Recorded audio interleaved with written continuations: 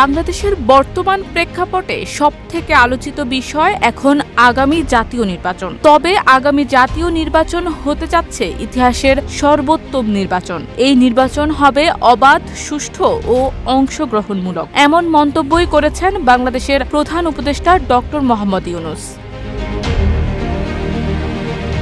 তার ভাষায় সামনের নির্বাচন হবে বাংলাদেশের ইতিহাসের সর্বোত্তম নির্বাচন। এটি দেশের গণতান্ত্রিক যাত্রায় একটি মাইলফলক হিসেবে বিবেচিত হবে। রাষ্ট্রীয় অতিথি ভবন যমুনায় এশিয়ান নেটওয়ার্ক ফর ফ্রি ইলেকশনসের একটি প্রতিনিধি দল তার সঙ্গে সাক্ষাৎকালীন সময়ে তিনি এই মন্তব্য করেন।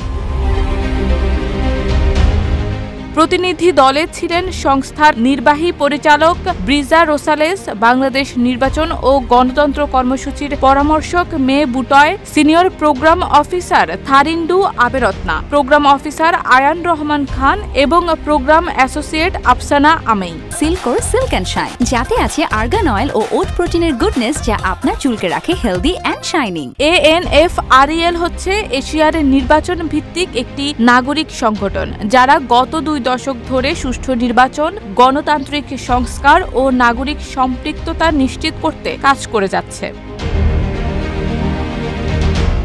সাক্ষাতে ANFREL বাংলাদেশে তাদের চলমান কর্মকাণ্ড তুলে ধরে, বিশেষ করে স্বাধীন ও নাগরিক চালিত নির্বাচন পর্যবেক্ষণ ব্যবস্থাকে পুনর্গঠনের প্রতিশ্রুতি ব্যক্ত করে। তারা স্টেক হোল্ডার ম্যাপিং ও প্রয়োজন নির্ধারণমূলক কার্যক্রমের কথাও তুলে ধরেন, যা বাংলাদেশের সুশীল সমাজের সম্পৃক্ততা ও নির্বাচনী স্বচ্ছতা বাড়ানোর সম্ভাব্য পথ খুঁজে বের করতে সহায়ক হবে। প্রতিনিধি দল প্রধান উপদেষ্টার সঙ্গে মত বিনিময় সুযোগ পেয়ে কৃতজ্ঞতা প্রকাশ করে এবং স্বচ্ছ ও বিশ্বাসযোগ্য নির্বাচন আয়োজনের লক্ষ্যে বাংলাদেশের সংশ্লিষ্ট অংশীদারদের সঙ্গে কাজ চালিয়ে যাওয়ার প্রত্যয় পুনর্ব্যক্ত করে।